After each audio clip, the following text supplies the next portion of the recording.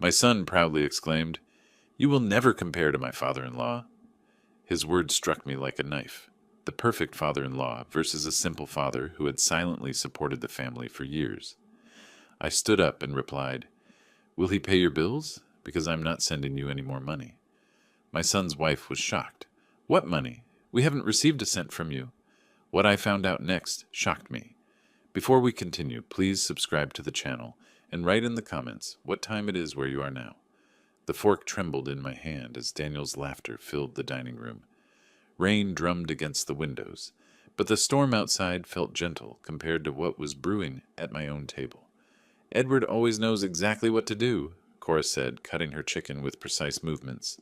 "When that shipping delay happened last month, he had it solved in 2 phone calls." I watched my son nod eagerly, his eyes bright with admiration for his father-in-law. The grandfather clock in the hallway ticked steadily, marking time I'd never get back. That's the difference between real business vision and... Daniel gestured vaguely around my dining room, taking in the wooden furniture I'd built with my own hands, the family photos watching from their frames. His meaning hung in the air like smoke. "And what?" The words came out sharper than I intended. Cora glanced between us, sensing the shift. "Arnold, the dinner is wonderful. Thank you for cooking." But Daniel was already warming to his theme. "Edward sees the big picture. He doesn't get stuck thinking small." He speared a piece of potato. "Like this logistics expansion he's planning. That's how you really help people." My jaw tightened. The green beans I'd carefully steamed suddenly tasted like ash. I'd spent 3 hours preparing this meal, hoping for one evening of family peace. "Your father works hard too," Cora said softly. But her tone carried the same unconscious dismissal I'd been hearing for months. "Sure, but construction..." Daniel shrugged. "Edward's building an empire. Real legacy stuff." The napkin crumpled in my grip. 37 years of building homes, creating something permanent, something that mattered. Apparently, that was nothing compared to moving boxes around warehouses. "Edward offered me the regional manager position," Daniel continued, his chest puffing with borrowed pride. "Says I have natural leadership potential." Natural leadership? I almost laughed. If only Edward knew where Daniel's potential had led him. "That's wonderful, honey," Cora beamed at her husband. "Your father always knows how to spot talent. Always knows, always sees, always solves." Edward Wilson, the perfect father-in-law who could do no wrong. I set down my fork carefully, afraid I might snap it in half. "He's even talking about grooming me for a partnership eventually," Daniel went on.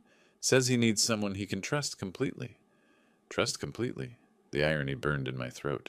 "It must be nice having someone who believes in you that much," I said quietly. Daniel missed the edge in my voice entirely. "That's just Edward. He's a natural mentor. Some people have it, some don't." The clock ticked louder. Rain pattered against glass. Somewhere in the house, the heating system hummed to life, trying to warm what had gone cold. "He's teaching me about strategic thinking," Daniel continued. "Long-term planning. Real business philosophy." "Real business," I repeated. "You know what I mean, Dad. Edward operates on a different level. He thinks bigger." Cora nodded enthusiastically. "Remember when he restructured that whole Northwest Division? Brilliant. Brilliant Edward. Perfect Edward. Edward who could solve anything, see everything, build empires, while I apparently played with blocks. Some people just have that executive mindset," Daniel said, leaning back in his chair like he was already practicing for the boardroom. "The ability to make tough decisions. To really lead." "Unlike others," I said. "Well..." Daniel shrugged, his meaning clear. The silence stretched tight as a wire. Even Cora seemed to sense she'd wandered into dangerous territory. But Daniel, flushed with his father-in-law's praise and his own imagined importance, couldn't leave it alone. "Face it, Dad," he said, his voice growing louder, more confident. "You'll never measure up to my father-in-law." The words hit like a physical blow. I stood slowly, my chair scraping against the hardwood floor I'd installed myself. Every muscle in my body went rigid. Daniel sat there, triumphant and oblivious, while Cora's face went pale with shock. The rain kept falling. The clock kept ticking. And something inside me went very, very cold. I stood there, gripping the back of my chair as Daniel's words echoed in my mind. "You'll never measure up." the phrase triggered something deeper, pulling me into memories I'd tried to keep buried. 2 years ago, Daniel sitting across from my desk in the home office, his hands clasped tightly, eyes avoiding mine. "Dad, we just need to get through this month." His voice had been smaller then, embarrassed. There was this unexpected expense with the apartment, and my paycheck got delayed. I'd written the check for $2,000 without hesitation.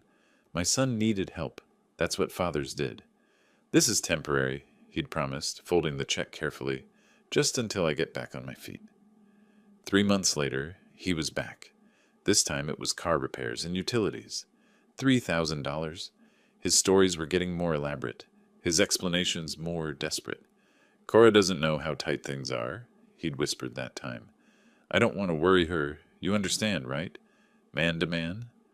I understood. I understood that my son was struggling and too proud to let his wife see it. So I opened my checkbook again. By the fourth visit, it had become routine. Daniel would call first, testing the waters. "Hey, Dad, could we talk sometime this week?" Then he'd show up with another crisis, another emergency that only money could solve. I started keeping better records, not because I didn't trust him, but because the amounts were getting larger. 2,500 one month, 3,200 the next. I wanted to track it all, maybe help him see the pattern, figure out where the money was actually going. The online banking made it easier. No more checks, no more paper trail he might accidentally leave where Cora could find it. Just quiet transfers from my business account to his personal account, every month, like clockwork. "Edward's helping with career stuff," Daniel had explained during one of our last conversations. "But we need cash flow help until the new position kicks in." Edward was helping with career stuff. I was helping with everything else. $75,000 over 3 years. I knew the exact number because I'd calculated it just last week, sitting in that same office, staring at the bank statements spread across my desk. $75,000 of my sweat, my labor, my careful savings. Money I'd earned hauling lumber and mixing concrete and working 14-hour days to build something lasting. All of it disappeared into whatever black hole Daniel called his temporary setbacks. The last transfer had been just 3 weeks ago, $2,800 because his rent had gone up and there was some issue with his health insurance. Another emergency. Another promise that this was the last time. "I really appreciate this, Dad," he'd said over the phone. "I know you don't have to do this. Family helps family, right?" Family helps family. I blinked, returning to the present moment. Daniel was still sitting there, still glowing with his father-in-law's approval, still completely unaware that his perfect world was about to come crashing down. Cora was staring at me with concern. "Arnold, are you all right?" The rain outside seemed louder now, more insistent. The warm light from the dining room chandelier felt harsh against my eyes. Everything looked different, sharper, like I was seeing it all for the first time. 25 payments, $75,000. 3 years of being the silent bank, while Edward got all the credit for being the generous mentor. My grip tightened on the chair back. All those months of careful planning, of budgeting my own expenses so I could help my son. All those times I'd chosen not to buy something I wanted, because Daniel needed help more than I needed comfort. And this was my thanks. This dismissal, this casual cruelty. I looked at Daniel's face, still flushed with borrowed pride, and felt something fundamental shift inside me. The hurt was still there, but underneath it was something harder, colder. You'll never measure up. We'd see about that. I straightened slowly, letting the weight of 3 years settle into my bones. The rain hammered against the windows now, demanding attention. Daniel sat there, satisfied with his little speech, while Cora watched me with growing concern. "You think Edward will take care of you?" My voice came out steady, controlled, deadly quiet. Daniel blinked, some of his smugness faltering. "What's that supposed to mean?" Simple question. I walked around the table, my footsteps deliberate on the hardwood. "When Edward stops being useful to you, when the job doesn't work out the way you planned, who's going to pay your bills?" "Dad, what are you talking about?"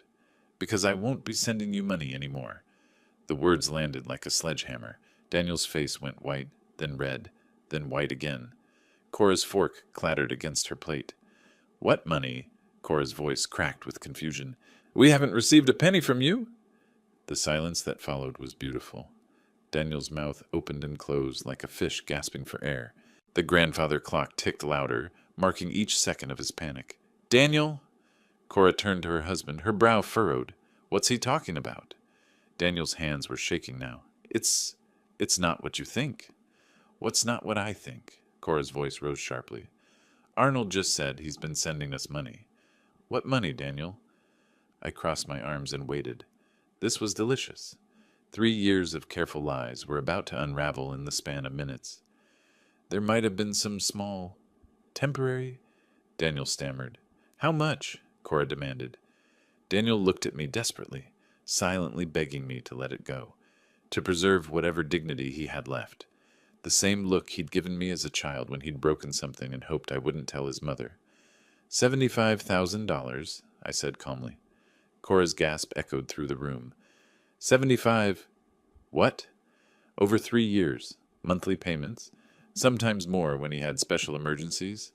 I kept my voice conversational, like I was discussing the weather, car repairs, rent increases, utility bills, medical expenses, always something.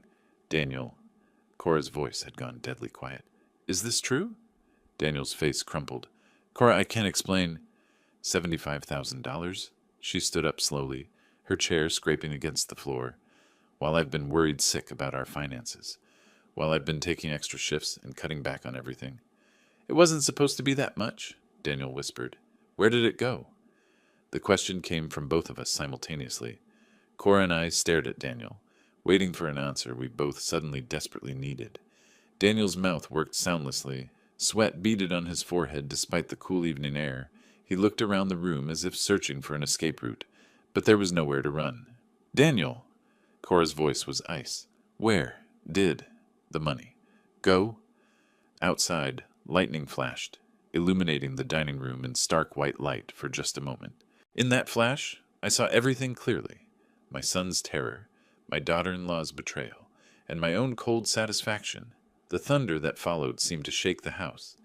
Daniel opened his mouth to speak, and I leaned forward, eager to hear what lie he'd try next.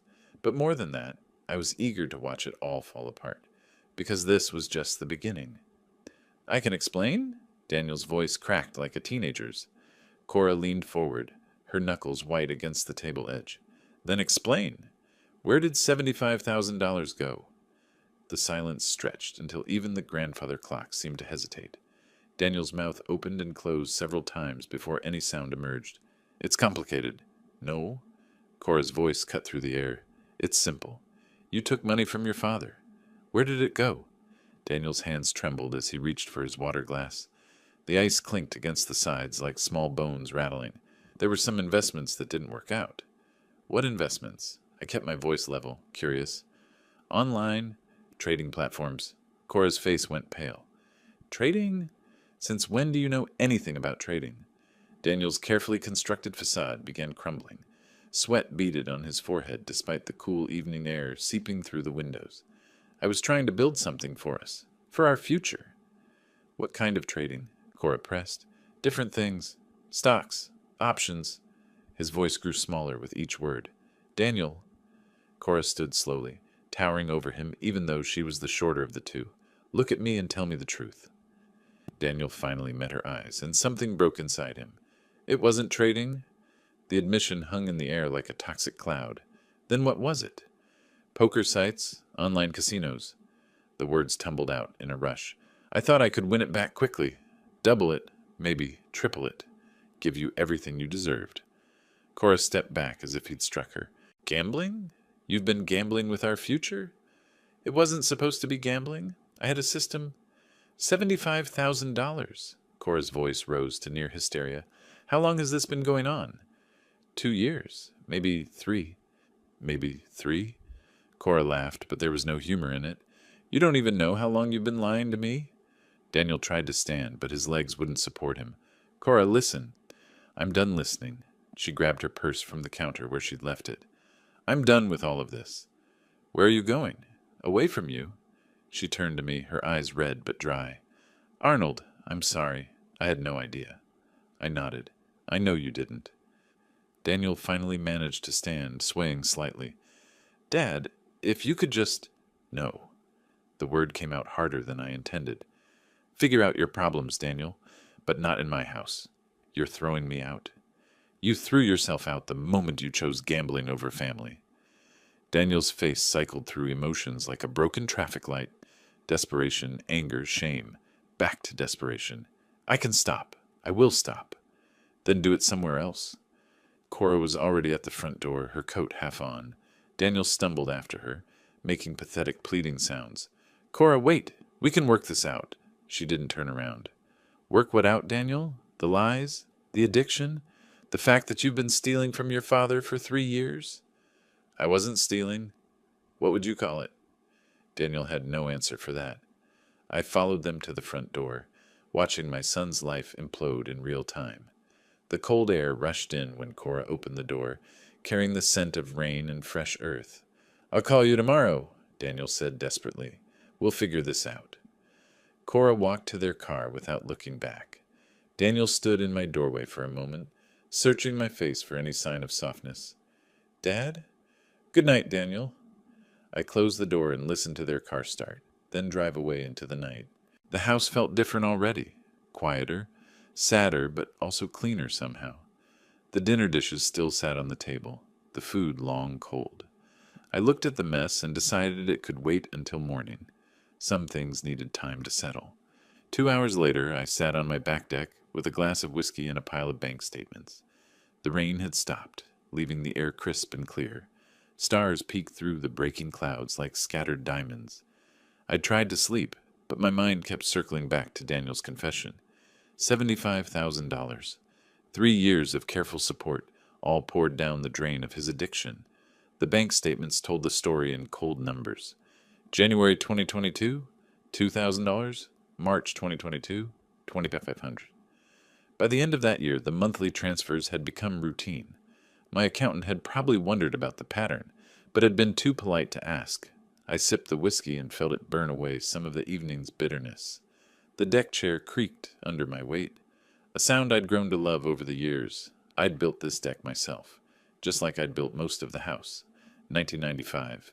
Daniel was 5 years old then, more interested in playing with wood shavings than actual construction. He'd followed me around with his plastic hammer, helping by banging on scraps of lumber. When I'm big, I'll build houses too, Daddy. That memory felt like it belonged to someone else's life. I spread the statements across the small table, using my phone's flashlight to read the details. Each transfer was labeled the same way. Family support. Such innocent words for what had become an enablement system. The stars wheeled overhead, indifferent to human failure. Somewhere in the distance, a train whistle echoed through the valley. Seattle's lights twinkled like a sprawling circuit board, all those lives intersecting and diverging in patterns too complex to understand. Daniel was probably home by now, facing Cora's anger and his own shame. Part of me wanted to call him, to find some way to fix this mess. But that impulse was exactly what had created the problem in the first place. I'd taught him that money solved everything, that Dad would always be there to clean up his mistakes. Every transfer had reinforced that lesson, making him weaker instead of stronger. The whiskey glass was empty. I considered refilling it, but decided I needed clarity more than comfort. What would happen if I kept sending money? Daniel would gamble it away, probably faster each time. His addiction would grow stronger, not weaker, and eventually he'd lose everything anyway, including his marriage. But what if I stopped? The question hung in the cold air like my breath. If I cut off the money, Daniel would have to face real consequences for the first time in years. He'd have to choose between his addiction and his life. That choice might save him, or it might destroy him. I pulled out my phone and scrolled to Daniel's contact. One call, one offer of help, and this could all be smoothed over, for a while. Instead, I put the phone away and looked up at the stars again. My father had built houses too, back in the day when construction meant something different. He'd worked with his hands until they were permanently stained with sawdust and paint. When I was Daniel's age, he'd pulled me aside one day and said something I'd never forgotten. Son, the only thing you really own is what you earn yourself. Everything else is just borrowed time. I'd built this house for Daniel, dreamed of passing it down, watching his children play in the same backyard where he'd grown up. But maybe that dream was selfish. Maybe what Daniel needed wasn't inheritance, but incentive. The cold was seeping through my jacket now, reminding me that even March in Seattle demanded respect. I gathered the bank statements and stood slowly, my knees protesting the movement. Inside, the house felt warm and welcoming. I locked the back door and turned off the deck light, and then made my way to the kitchen. My address book sat in the drawer where it had lived for 20 years. I flipped through the pages until I found what I was looking for. Mary Lawson, attorney at law. Tomorrow, I would make some calls. Tonight, I would try to sleep. But first, I would make a decision that might change everything.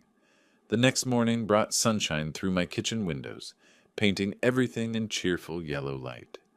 I sat at the table with coffee and the newspaper, trying to pretend this was just another ordinary day.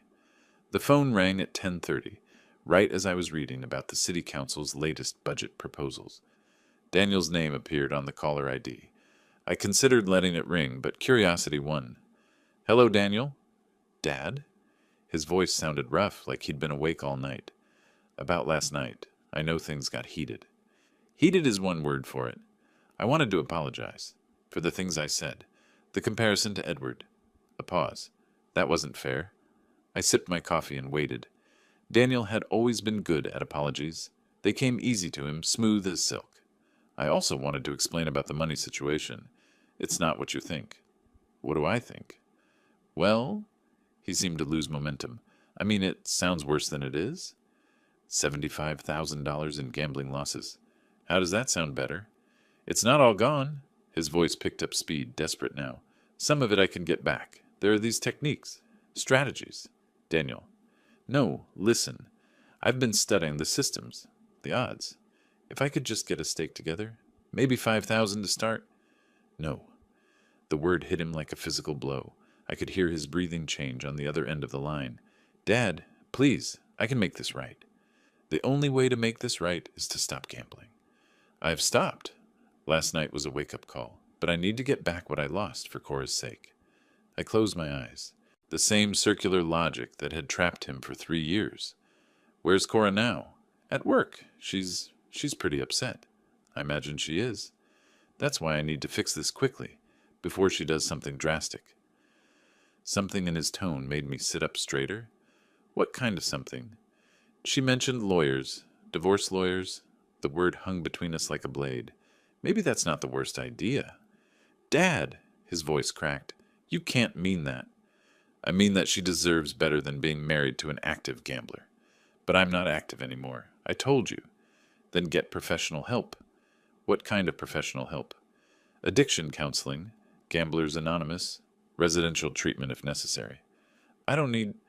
That's the only help I'm offering, Daniel. Treatment, not money. The silence stretched long enough that I wondered if he'd hung up. Edward won't help either, he said finally. You asked Edward for money?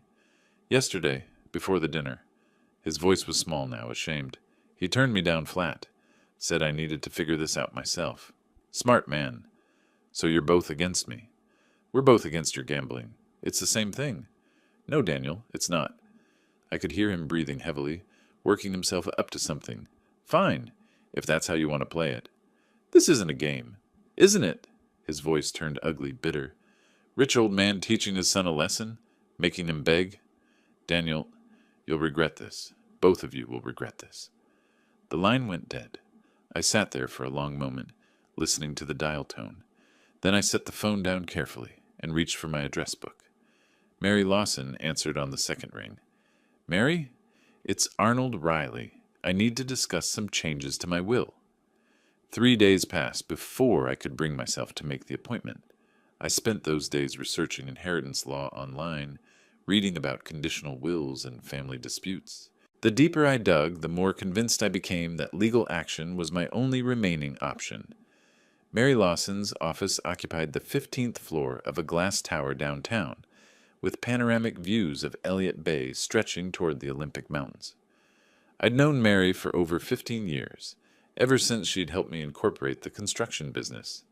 Her mahogany desk bore the comfortable clutter of a successful practice. Law books, client files, and a coffee service that spoke of long-standing relationships. "Arnold," she stood as her assistant showed me in, extending a firm handshake. "It's been too long, though I have to say your call sounded urgent." "It is urgent." I settled into the leather chair across from her desk. "I need to change my will." Mary's eyebrows rose slightly. "May I ask why?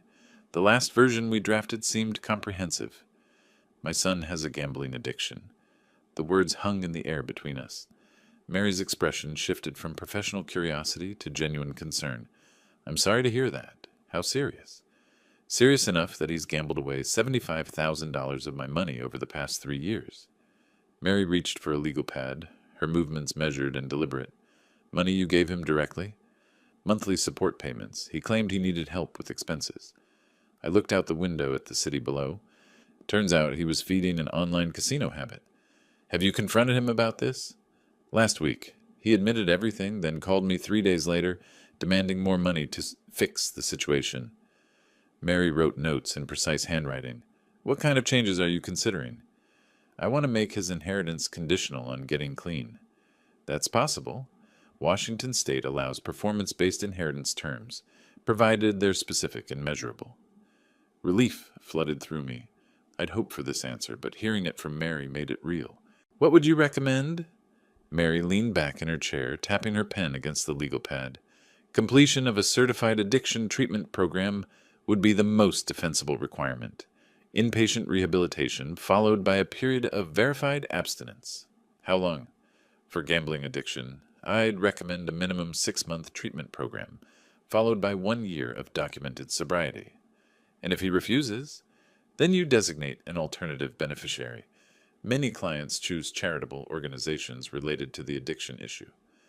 I thought about Daniel's threats on the phone, his ugly tone when I'd refused to enable his gambling. "There's a Gamblers Anonymous Foundation here in Seattle." "Perfect. That creates a clear incentive structure. He gets help and inherits, or the money goes to help other addicts." Mary's assistant knocked and entered with fresh coffee. We paused while she served us, the interruption giving me time to process the implications.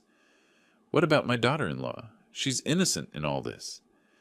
"We can include a separate provision for her, a fixed amount regardless of your son's compliance." $50,000. Mary made another note. "That's very generous." "She's a good woman. She doesn't deserve to suffer for his choices." "This is clearly a difficult decision," Mary said gently.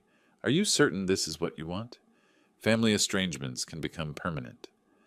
I thought about Daniel's voice on the phone, the entitlement and anger when I'd offered help instead of money. "I've been enabling him for 3 years. It has to stop."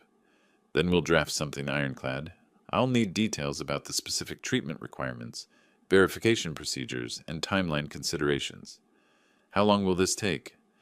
2 days for the initial draft. We can schedule the signing for this week if you'd like." I nodded, feeling the weight of decision settle into certainty. "Do it." Mary walked me to the elevator, her expression thoughtful. "Arnold, you're doing this out of love, not anger. Remember that when things get difficult." The elevator doors closed on her words, but they followed me all the way home. 2 days later, I returned to Mary's office for the formal signing. The conference room felt different from her personal office, more sterile, more final. Sunlight streamed through floor-to-ceiling windows, illuminating the legal documents spread across the mahogany table like evidence in a trial. Mary had assembled everything with her usual precision. Linda Chen, the notary public, sat quietly at one end of the table with her official stamp and record book. 2 witnesses, Mary's assistant and a building security officer, waited nearby. "Before we begin," Mary said, "I want to review the key provisions one more time." She lifted the document, her voice taking on the formal cadence of legal reading. "The inheritance is contingent upon Daniel Riley's completion of a certified gambling addiction treatment program, minimum duration 6 months, followed by 1 year of verified abstinence from all forms of gambling." Yes, the words sounded harsh in the sterile room, but I felt only relief. "If these conditions are not met within 5 years of your death," Mary continued, "the estate will transfer to the Seattle Gamblers Anonymous Foundation." "And Cora's provision?" Cora Wilson Riley will receive $50,000 regardless of Daniel's compliance or non-compliance with the rehabilitation requirements. Linda looked up from her paperwork. Mr. Riley, do you understand the contents of this document? I do. Are you signing this of your own free will without coercion or undue influence? I am. The formality felt appropriate. This wasn't a casual family decision. It was a legal restructuring of my life's work. Mary handed me the pen. Any final questions? I stared at the signature line, thinking about the house I'd built with my own hands, the business I'd grown from nothing, all of it hanging now on Daniel's willingness to get help. What if he tries to contest this? The conditions are specific and legally sound. His addiction is documented through the money transfers you provided. Any contest would require him to admit his gambling problem, which actually strengthens your position. I signed my name with steady strokes. The pen felt heavier than it should have, weighted with 3 generations of family history. Linda applied her official seal with a satisfying thump. The witnesses signed in turn, their signatures making the whole thing real and irreversible. One copy for your records, Mary said, sliding a folder across the table. One for our files and one for the safe deposit box. I held the folder in my hands, feeling the weight of paper that could reshape Daniel's life. How will the verification work? The treatment center will provide completion certificates. For the sobriety period, we'll require monthly documentation from an approved counselor or testing facility. And if he never gets clean? Mary's expression softened slightly. Then you'll have the satisfaction of knowing your money went to help other families avoid what you've been through. The building security officer left first, then Linda with her notary supplies. Mary's assistant cleared the conference table efficiently, leaving just the 2 of us in the bright room. Are you at peace with this decision? Mary asked. I looked out at the Seattle skyline, imagining Daniel somewhere in those buildings, probably unaware that his future had just changed forever. I'm at peace with trying to save him. And if he's too far gone, then I'm at peace with that too. Mary walked me to the elevator again, her hand briefly touching my shoulder. Good luck, Arnold, with everything. The elevator descended through 15 floors of other people's problems, other people's families, other people's attempts to control the future through legal documents. When I reached the parking garage, I sat in my truck for several minutes, holding the folder containing Daniel's new reality. Tomorrow I would call him. Tonight I would plan exactly what to say. The drive home through Seattle traffic gave me plenty of time to think. 3 days passed before I felt ready to make the call. I spent the time carefully planning my approach, shopping for ingredients, and preparing the house for what would likely be our final family dinner. The grocery store felt different that morning, like I was shopping for a last meal. I chose simple ingredients, a roasted chicken, fresh vegetables, good bread, nothing that would require complicated preparation or distract from the conversation ahead. At the checkout, Mrs. Patterson from the deli counter asked about Daniel. Haven't seen your boy lately. How's he doing? He's learning some important lessons, I said. She smiled and nodded, unaware she was probably the last person who would ask about Daniel with genuine affection. Back home, I moved through my kitchen with mechanical precision. The meal prep gave my hands something to do while my mind rehearsed the phone call ahead. By 2 o'clock, everything was ready, except the conversation that would change everything. I dialed Daniel's number before I could reconsider. Dad? His voice carried surprise and wariness in equal measure. Hello, Daniel. If this is about lecturing me again about gambling, it's not. I kept my tone neutral, almost friendly. I've been thinking about our conversation, about your money situation. Silence stretched across the line. I could almost hear him recalibrating, searching for the trap. What about it? Come to dinner tonight. We'll talk. Talk about what exactly? Your future. Cora's future. I paused deliberately. Your money problems. Are you saying you'll help us after all? Perfect. The desperation in his voice confirmed everything I'd suspected about his financial state. I'm saying we should discuss it face to face, like family. Dad, we really need 7 o'clock. Bring Cora. She's still pretty upset about everything. Then maybe it's time to fix things. Another pause. I could hear him breathing, probably calculating how much he could ask for, how to play this conversation. Okay, We'll be there. Good. See you at 7. I hung up before he could ask more questions. The afternoon passed slowly. I set the dining room table with care, using the good china and silverware reserved for special occasions. This qualified as special, though not in any way I'd ever imagined. At 6:30, I retrieved the will from my study and placed it in an envelope on the side table. Everything was ready: the meal, the setting, the legal documents that would reshape Daniel's world. Looking around the dining room, I remembered other family dinners from happier times. Daniel as a boy, excited about school projects. Teenage Daniel bringing girlfriends home to meet his father. Young adult Daniel announcing his engagement to Cora. All of it led to this moment. The grandfather clock chimed 7 times. Right on schedule, I heard a car in the driveway. Time to find out if love could still triumph over addiction. The doorbell rang at exactly 7 o'clock, just as I expected. Through the peephole, I saw Daniel and Cora standing on my porch, both looking uncertain but hopeful. Daniel held a small bouquet of flowers, while Cora clutched a bottle of wine. I opened the door with a warm smile. Right on time. Dad! Daniel stepped forward awkwardly, offering the flowers. Thanks for inviting us back. Of course. I accepted the bouquet graciously. Come in, come in. Cora followed, extending the wine bottle. I wasn't sure if we should bring anything, but that's very thoughtful. I gestured toward the dining room. Dinner's almost ready. The atmosphere felt entirely different from our last gathering. Warmer lighting from the chandelier cast everything in a golden glow, and I'd opened the windows to let in the spring evening air. The table was set with my good china, the same pieces my wife had chosen decades ago. Something smells incredible, Cora said, settling into her chair. Just roasted chicken and vegetables. Nothing fancy. I poured wine for all of us, noting how Daniel's hand trembled slightly as he reached for his glass. Remember when you tried to help me build the back deck? I asked Daniel as I served the meal. Daniel laughed, some of the tension leaving his shoulders. I was 5. That hammer was bigger than me. You were so determined to help. I smiled at the memory. Every nail you tried to hammer bent sideways. But you never got frustrated, Daniel said quietly. You just kept straightening them out and letting me try again. Cora watched our exchange with visible relief. You've always been there for us, Arnold. I want you to know we appreciate it. Family is everything, I said, cutting my chicken with deliberate care. We work through problems together. Daniel shifted in his seat. About those problems, Dad. I know things have been difficult lately. I held up a hand gently. Tonight is about family. We can discuss business later. The rest of the meal passed pleasantly.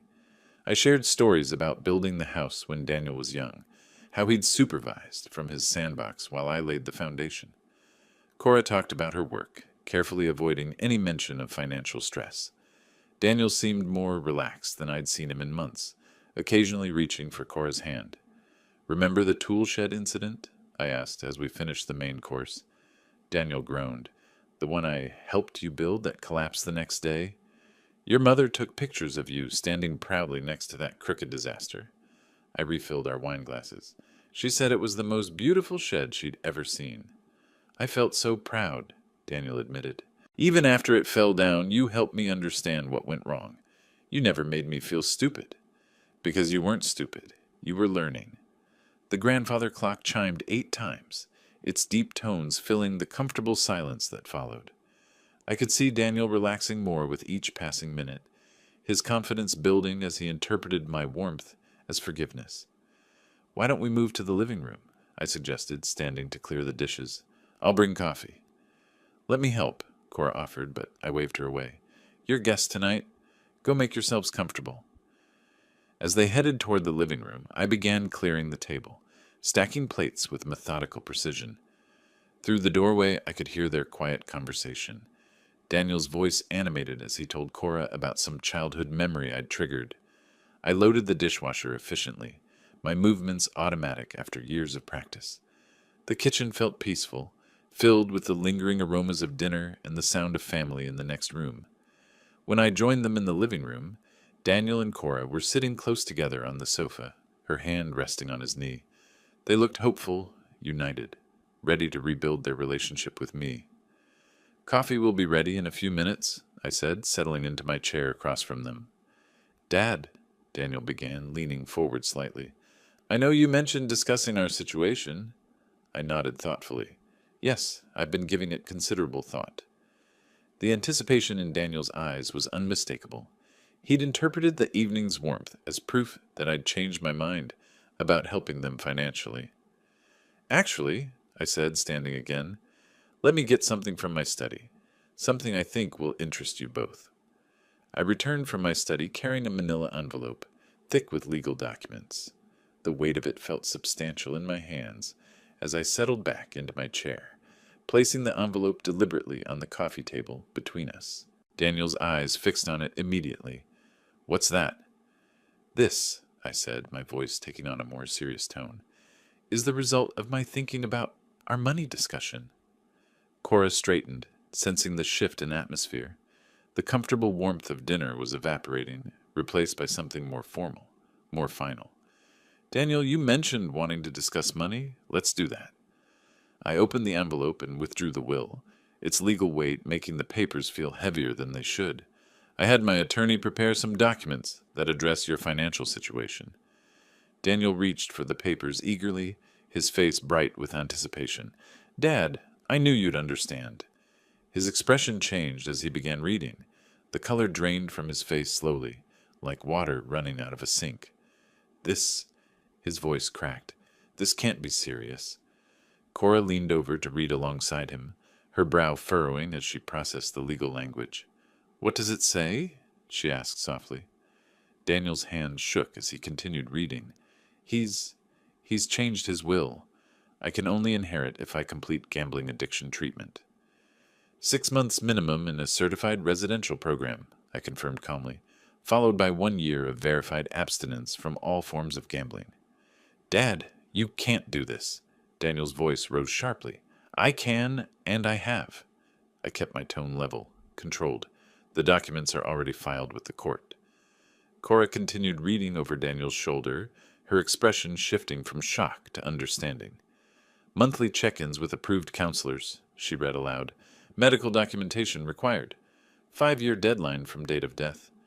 And if I don't meet the conditions, Daniel's voice was barely a whisper, then the estate goes to the Seattle Gamblers Anonymous Foundation. I leaned back in my chair. Your inheritance will help other families avoid what we've been through. This is punishment. Daniel stood abruptly, the papers scattering to the floor. You're cutting me off completely. No, I said firmly. I'm giving you the chance to earn what you inherit. Cora picked up the fallen documents, studying them carefully. When she looked up, her eyes were bright with understanding. This is exactly right, Daniel, she said quietly. Daniel spun to face her. What? Your father is right. You need help. Real help.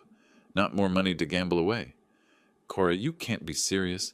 I am completely serious. She stood, moving closer to my chair. Arnold, this is incredibly brave. Daniel stared at his wife, as if seeing her for the first time. You're siding with him? I'm siding with your recovery. She turned back to the will. It says here I'll receive $50,000, regardless of whether you meet the conditions.